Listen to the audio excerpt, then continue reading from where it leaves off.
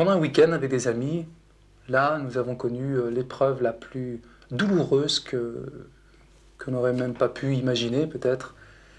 Donc là, pendant ce week-end, alors que nous avions laissé notre enfant gardé par d'autres amis, qui gardaient aussi les enfants de ce groupe que nous étions, nous avions appris tout à coup que quelque chose s'était passé, et nous sommes sortis en nous précipitant, et nous avons vu là, au bord d'une piscine, à une centaine de mètres, notre enfant qui était allongé, sans connaissance.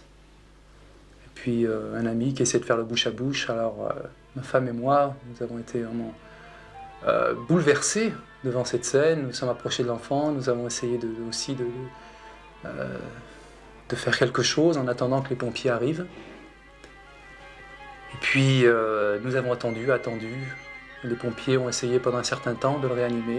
Et puis au bout de quelques minutes, qui nous ont paru très très longues, les pompiers, le médecin qui était là nous a dit l'air est très triste, il est mort.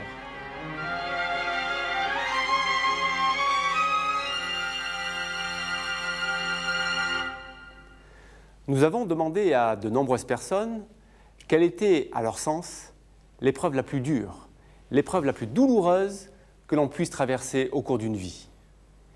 Et la réponse qui ressort le plus souvent, eh bien, c'est à coup sûr un décès. Un décès, en fait, la perte d'un être très proche. Par exemple, son mari, sa femme, ses parents.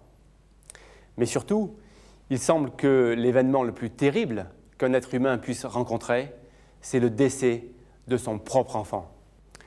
Dans cette émission, vous allez voir à travers des témoignages quels sont nos comportements, quelles sont nos réactions, que ce soit au niveau affectif, au niveau psychologique et même au niveau spirituel, quand la mort nous arrache ce que nous avons de plus cher au monde.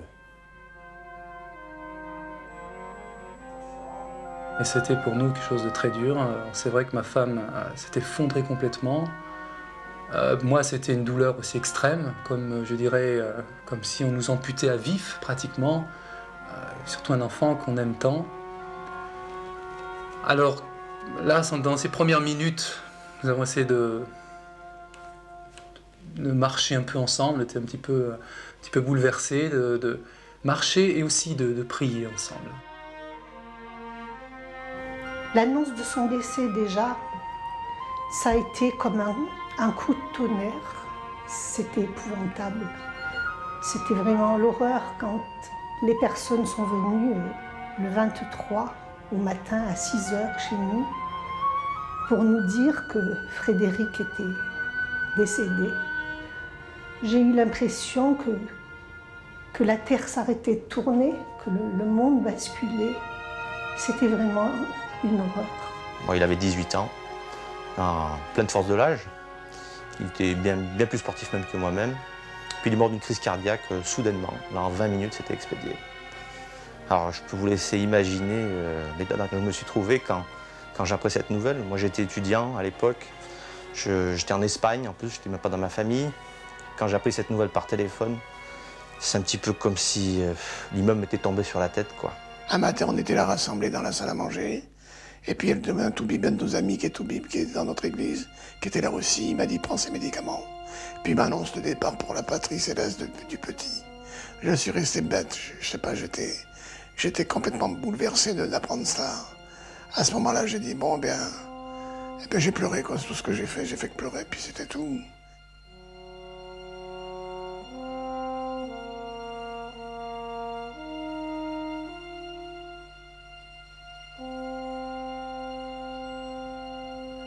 C'est vrai qu'aucun d'entre nous n'est à l'abri d'un tel drame.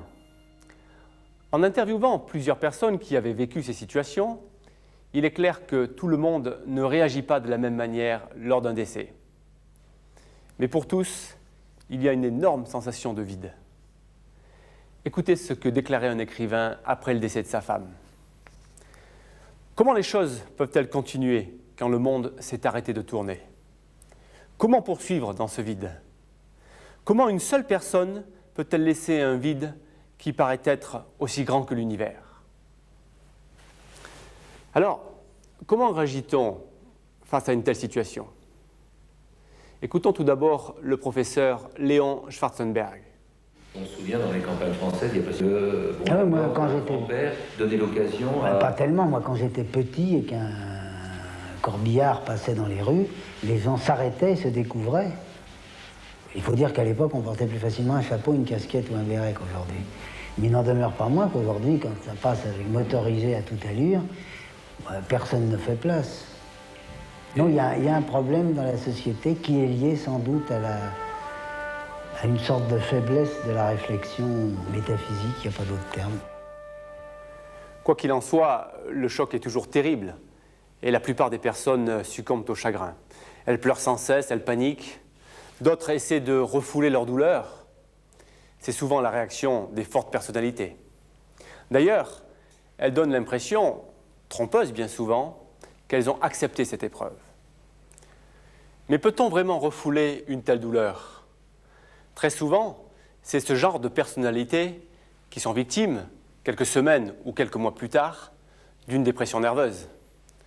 Ou alors, elles peuvent devenir plus agressives, plus colériques, plus instables sur le plan émotionnel.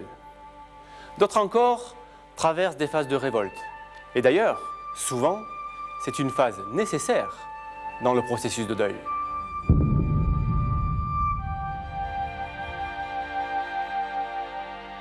J'ai perdu mon père quand j'avais 10 ans. Et c'est vrai que ça m'a beaucoup marqué parce que pour ceux qui connaissent la culture africaine, les garçons sont beaucoup plus éduqués par leur père et les filles par leur mère. Donc j'avais une relation assez approfondie avec mon père. Et le fait de le perdre à cet âge, ça m'a fait beaucoup de peine. Et plus tard, quand j'y ai pensé, j'avais un petit peu de révolte et pour moi c'était comme une sorte de trahison parce que j'avais besoin de mon père et puis qu'il était parti. Et surtout à l'école quand les autres parlaient de ce qu'ils faisaient avec leurs parents, leur père, moi c'était dur, difficile. Et je crois que c'est que quand on perd son père, on sent qu'on a été trahi, quoi. Moi, c'était ce que je ressentais. Une haine vis-à-vis de lui, même s'il n'était pas là, quoi. C'est un beau garçon, grand, balèze. Et il a fallu se séparer de lui. J'avoue que ça m'a fait une peine très profonde, mais j'ai jamais voulu trop y penser après. Je me suis dit, c'est pas la peine, quand j'y pense, je pleure. Quand j'en entends parler, je pleure. Pour être vraiment honnête, je dirais qu'il est arrivé des instants où il y a eu un cri monté du fond de mon être qui se révoltait contre Dieu, en fait.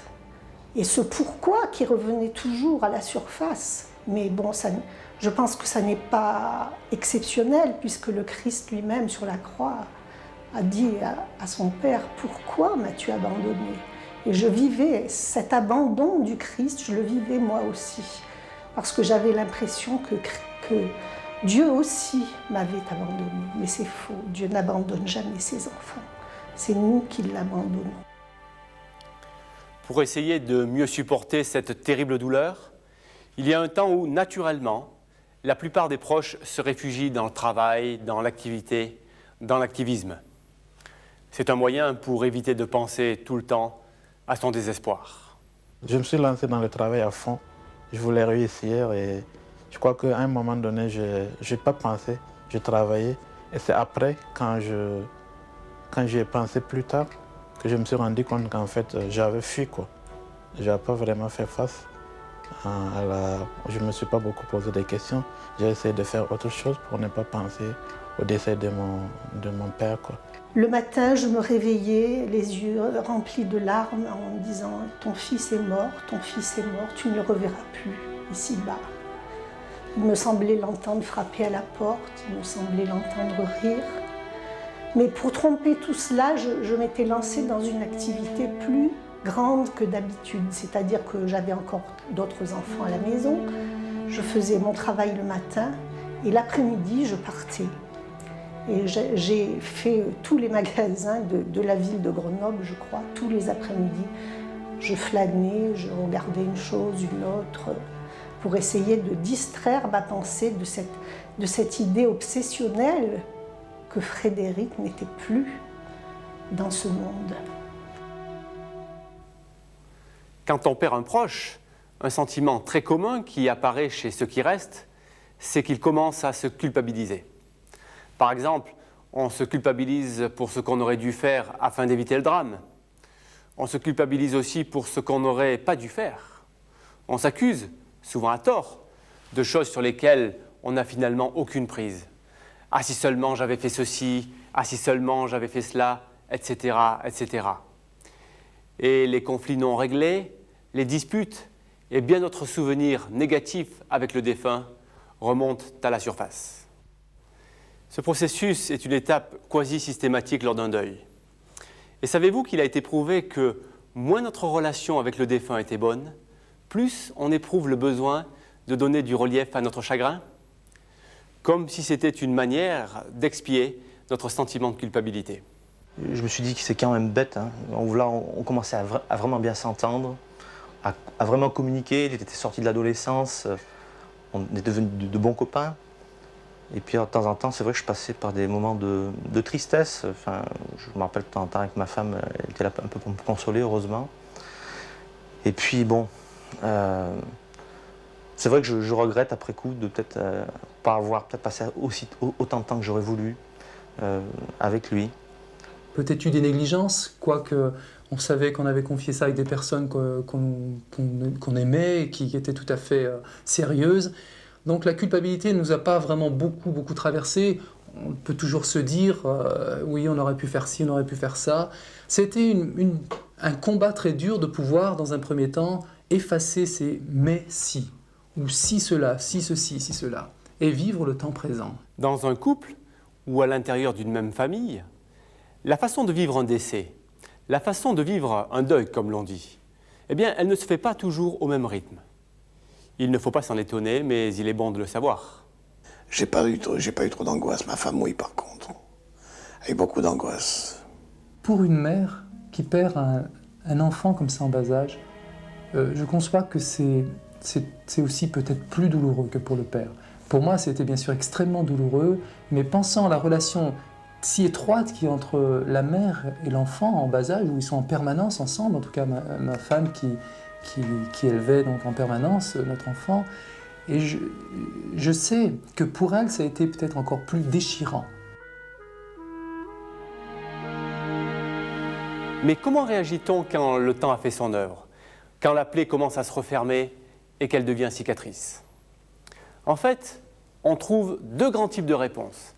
Il y a ceux qui sont arrivés, si l'on peut dire, à accepter la disparition de l'être aimé. Et puis, il y a ceux qui ne l'ont pas accepté, qui sont rongés par l'amertume, qui sont terrassés par le ressentiment. Ceux qui en veulent à leur entourage, qui en veulent à la société ou même à Dieu. Les comportements que l'on rencontre ici sont surprenants. Ils sont surprenants car ils touchent à nos convictions les plus intimes, à nos croyances les plus profondes. On s'aperçoit alors que certaines personnes qui disent avoir la foi peuvent avoir des réactions très agressives, comme si leur croyance, comme si leur religion aggravait leur détresse. Oui, j'étais croyant, bien que je pense que j'étais croyant à ma manière. Je priais Dieu quand ça n'allait pas, surtout pour qu'il me bénisse, quoi. Et je me souviens que chaque fois que ça n'allait pas, je priais souvent le soir, tout seul, dans ma chambre. Mais c'était une fois beaucoup plus de demander des bénédictions. Je ne lui demandais pas ce qu'il fallait faire, mais je lui demandais de bénir ce que je voulais faire. Est-ce que ça vous a aidé quand votre père est mort cette fois? Et cette fois, non, ça ne m'a pas vraiment beaucoup aidé parce que ça fait que renforcer un petit peu le sentiment d'injustice que je ressentais, vu déjà que par rapport à la souffrance des enfants en Afrique qui mouraient de faim ou de maladie, c'est quelque chose qui me touchait. Je crois que plutôt que ça m'a amené plutôt à me révolter contre Dieu, la mort de mon père. Parce que c'était une raison de plus qu'il était injuste. Bon, du moins, c'est ce que je pensais. Quand on creuse plus profondément, on s'aperçoit que ceux qui réagissent avec le plus de dignité et avec le plus de courage, eh bien, ce sont ceux dont la vie intérieure, dont les convictions, dont la foi, s'est souvent nourrie de la lecture et de la méditation des textes spirituels, comme les évangiles ou comme la Bible. Des gens pour qui la vie spirituelle est un élément important. C'est pour eux un aspect de leur vie dont ils prennent soin, au même titre que leur santé. Ce sont des gens pour qui une relation personnelle avec le Christ fait partie intégrante de leur vie quotidienne. Des gens pour qui la foi n'est ni une simple religion, ni la pratique de rites le dimanche à l'église, mais plutôt une relation, une communion, j'allais dire une amitié avec le Créateur au travers de Jésus-Christ. Il est sûr que cette terrible épreuve agit comme un véritable révélateur de la qualité de notre vie intérieure, de la profondeur de nos ressources intérieures. C'est là que la fiabilité de nos croyances est testée. C'est l'épreuve du feu. Et c'est vrai que dans le domaine religieux, on trouve une très grande diversité de croyances. Certains croient avec une grande sincérité à Bouddha, d'autres à Mahomet, d'autres à Krishna. On trouve des adeptes du Nouvel Âge, d'autres croient en une énergie cosmique, en un être supérieur. D'autres encore ont placé leur confiance en Jésus-Christ. En fait, c'est à travers les dures épreuves de la vie que chacun peut vérifier concrètement s'il a construit sa vie intérieure sur du sable ou bien sur du roc. Vraiment, il est étonnant de voir que certaines personnes croient n'importe quoi dans le domaine spirituel. Ils vous disent que ce qui compte, c'est d'y croire et d'être sincère. Et même quand ils s'entendent dire qu'ils manquent de sérieux, que c'est quelque chose de bien trop important pour être traité aussi légèrement, rien n'y fait bien souvent. Ils se satisfont de leurs croyances. Cela me rappelle l'histoire de cet homme qui possédait un vieux fauteuil de très grande valeur d'ailleurs, parce qu'il avait appartenu à une famille royale. Et un jour, un de ses invités s'est aperçu que si 3 des pieds de ce fauteuil étaient encore en excellent état, le 4e commençait à être attaqué par les termites. Alors, quand on l'avertissait que cela risquait d'être dangereux un jour ou l'autre, ça n'avait pas l'air de l'inquiéter. Mais un jour, ce propriétaire s'est assis lui-même de tout son poids sur cette chaise et le pied s'est brisé. Il est tombé et en tombant, il s'est fait une fracture du bassin. Eh bien, c'est un peu comme cela avec les croyances. Si nos croyances ne sont pas basées sur du solide, elles ne résistent pas à l'épreuve du décès d'un proche. Chez certains, c'est même le contraire. Leurs croyances, au lieu de les aider, aggravent leur détresse. On s'aperçoit alors que le plus important, au niveau intérieur, ou spirituel devrais-je dire, c'est de ne pas avoir une fausse idée de Dieu. Si l'on ne veut pas être déçu par Dieu, il faut savoir ce à quoi on peut s'attendre de lui et ce à quoi il ne faut pas s'attendre de lui parce que l'on a compris que ce n'est pas sa façon habituelle d'agir, que ce n'est pas dans sa nature. C'est un peu comme avec nos amis. Quand on les connaît bien, on sait ce que chacun veut et ce que chacun peut faire pour nous quand on traverse des difficultés. En fait, la foi sans une connaissance personnelle de Dieu, sans une connaissance du caractère de Dieu, eh bien, ce type de foi semble être d'un bien mauvais secours dans les moments cruciaux de la vie. Mais ceux qui se sont efforcés de développer une foi profonde, une foi vivante, c'est clair, ils sont beaucoup mieux armés quand le drame arrive. On peut dire que la meilleure résistance au dernier moment est constituée par une vie antérieure anoblie par ce qu'on pense avoir fait. Est-ce qu'il y a une connotation religieuse quelque part? C'est possible, ça dépend ce qu'on appelle religieux.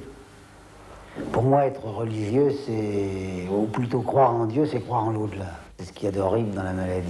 Il n'y a aucune justice, c'est la chose la plus injuste du monde. Mais il n'en demeure pas moins qu'un certain nombre de personnes qui ont pu se conduire leur existence d'une manière telle qu'elles ont pu être utiles à d'autres, ces personnes, disons, abordent beaucoup mieux les derniers moments de leur existence. Lorsque je voyais les amis de mon fils, des jeunes gens qui passaient dans la rue, plein de force, plein de vie, plein de gaieté, et toujours ce pourquoi chez nous. Mais bon, là aussi, j'avais une réponse à l'intérieur de moi-même qui me satisfaisait amplement. Et cette réponse, quelle était cette réponse? Alors cette réponse, je vais peut-être vous surprendre en vous disant que pour moi cette réponse c'était la foi en Dieu, la foi en celui qui est un Dieu d'amour, qui ne se plaît pas à faire souffrir inutilement ses enfants, un Dieu qui connaît toute notre vie, qui sait de quoi elle sera faite. Eh bien, j'ai fait confiance à Dieu en disant « Mon Dieu, je ne comprends pas pourquoi, mais je sais une chose, c'est que toi, tu sais pourquoi. » Je me souviens de ces moments de présence de Dieu, dans ces moments douloureux, très intenses. Et je savais que Dieu, le Dieu vivant qui a créé le monde, qui a créé notre vie, qui nous a donné tout dans le monde, dans notre vie, eh bien, ce Dieu était avec nous. Et ce Dieu est appelé dans la Bible Père compatissant. Un Père qui compatit à nos souffrances, à nos épreuves. Et aussi, il est appelé le Dieu de toute consolation. Dans cette épreuve, quand ça allait mal, je priais Dieu, je me confiais en Dieu. De tout mon cœur. Et c'est ce qui s'est passé alors, petit à petit. J'ai retrouvé l'espérance, la joie, la paix. À chaque fois que ça va mal, parce qu'il y a des moments, évidemment, quand je me vois comme ça, où je suis découragé. Mais je me tourne vers Dieu et puis ça passe. Et ça, je recommande pour l'épreuve à tous nos amis qui passent par n'importe quelle épreuve. Il y en a d'autres encore qui me sont tombés dessus, mais c'est pas la peine que j'en parle. Eh bien, je peux vous dire que dans l'épreuve, si vous priez Dieu, si vous vous tournez vers Dieu, si vous demandez à Dieu la bénédiction d'en haut du ciel, il vous la donnera. Et vous verrez, vous serez dans la tranquillité.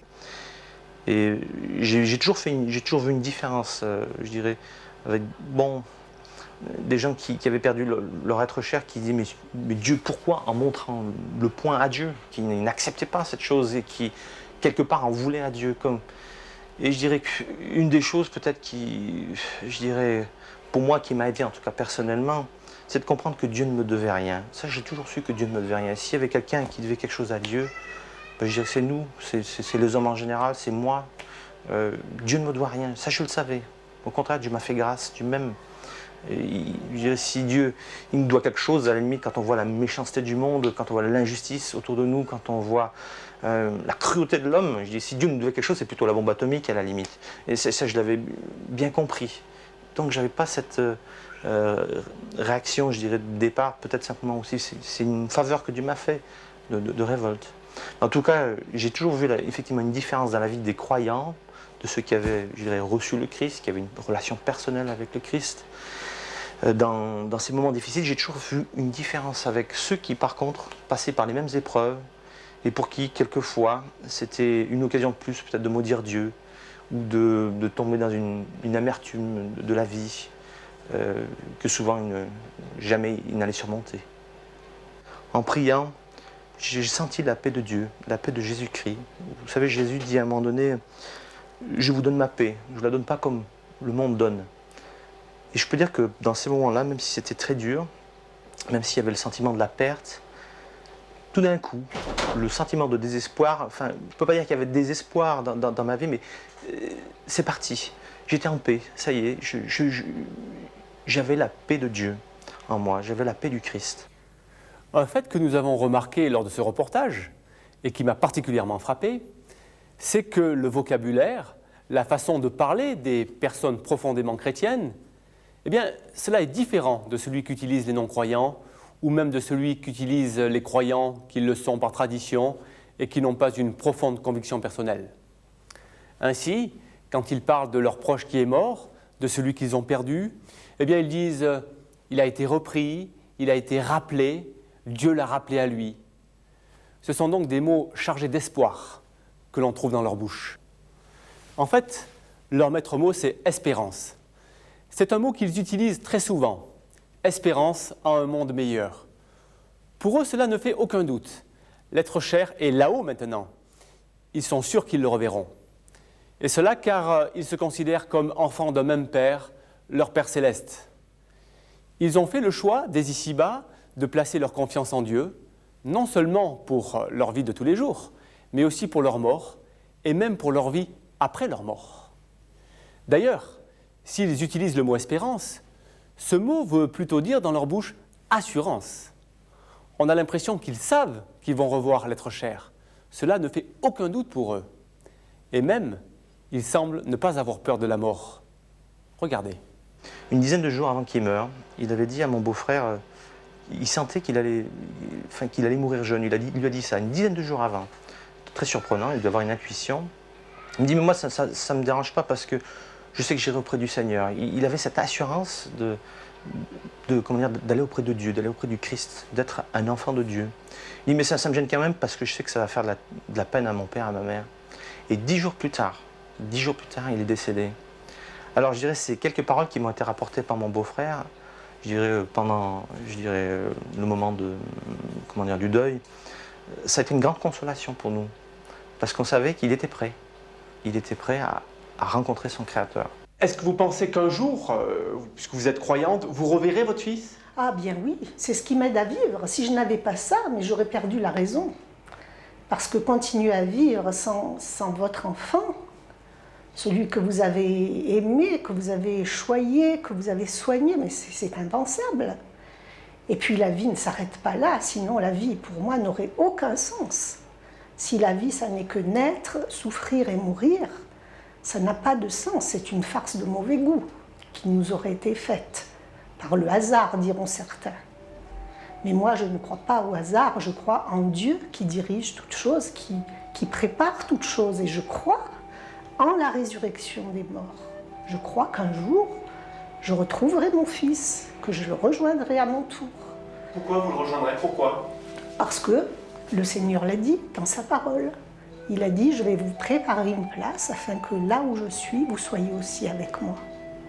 Il a dit aussi, je suis le chemin, la résurrection et la vie. Celui qui croit en moi vivra, quand même il serait mort. Votre fils était croyant? Ah oui, tout à fait. Personnellement, je pense que ce qui est réconfortant, c'est que tout le monde semble pouvoir être en mesure d'acquérir cette force intérieure. Nous avons rencontré toutes sortes de personnes, et c'est évident. Cela n'est pas une question d'instruction, de culture, d'intelligence ou d'âge. Sur un plan très pratique, on constate que ces chrétiens puisent leur force dans des phrases tirées de l'Évangile, de la Bible, des phrases qui leur reviennent à l'esprit dans les moments difficiles. Je pense en particulier à cette parole de l'Évangile. Vous devez savoir que vous avez la vie éternelle, vous qui avez placé votre confiance dans le Fils de Dieu. Je pense aussi à cette parole du Christ. Ne crains pas, car je suis avec toi et je t'aime. Pour eux, Dieu est un ami proche, auprès de qui ils puisent courage et consolation. Et alors, au lieu de s'isoler, de se refermer autour de leur souffrance, on s'aperçoit que cette terrible épreuve les a rapidement rapprochés de ceux qui, autour d'eux, souffrent pour toutes sortes de raisons. Je leur ai d'ailleurs posé cette question. Et si vous rencontriez aujourd'hui quelqu'un qui vient de perdre un être cher, que lui diriez-vous? Je ne lui dirai rien. Je pleurerai avec lui. Parce que dans ces moments-là, j'ai expérimenté, on a une très grande solitude. Personne ne peut rien pour vous. Les gens les mieux intentionnés, les paroles les plus délicates, ne trouvent aucun écho en vous. Et je crois que maintenant j'ai appris à faire ce que la parole de Dieu nous dit, pleurer avec ceux qui pleurent. C'est ce que je fais maintenant. Je me contente de pleurer, de partager le chagrin, parce que cette personne à ce moment-là, elle a besoin qu'on partage son chagrin, c'est tout. Je me rappelle d'ailleurs, quand on était à l'église et qu'il y a un pasteur qui a fait un message pour son enterrement, il a prêché sur un verset qui est bien connu, qui se trouve dans l'évangile de Jean, qui dit que Dieu a tant aimé le monde qu'il a donné son Fils. Et il dit, vous voyez, aujourd'hui c'est un peu dur à dire, mais Marcel et Suzanne, mon père et ma mère, Jean-Luc, Christine, qui est ma sœur, ils comprennent sous un jour nouveau cette parole, que Dieu a tant aimé le monde qu'il a donné son Fils. Et je peux vous dire que ce jour-là, ça m'a frappé. Ça m'a frappé parce que c'était une belle parole que je croyais depuis longtemps, mais pour ce jour-là, je dirais, elle s'est incarnée, cette parole. Elle est devenue, je dirais, chair et os, parce que c'est vrai, mon père et ma mère avaient perdu leur fils. Et j'ai compris un peu mieux une dimension, c'est fou de dire ça, mais une dimension de l'amour de Dieu pour moi, qui m'avait tellement aimé, qui m'avait donné son Fils. C'était plus simplement des mots, c'était mon frère, hein, c'était pour mes parents, c'était leur fils. Je crois qu'il n'y a pas un seul jour qui passe où je n'ai Freddy présent à ma mémoire, où j'entends même sa voix dans mon oreille. J'entends son rire. Je ris avec lui quelquefois même parce que j'ai des cassettes enregistrées. Et je pense que c'est incroyable de penser qu'un garçon décédé peut, 12 ans après sa mort, faire encore sourire sa mère. Mais c'est vrai.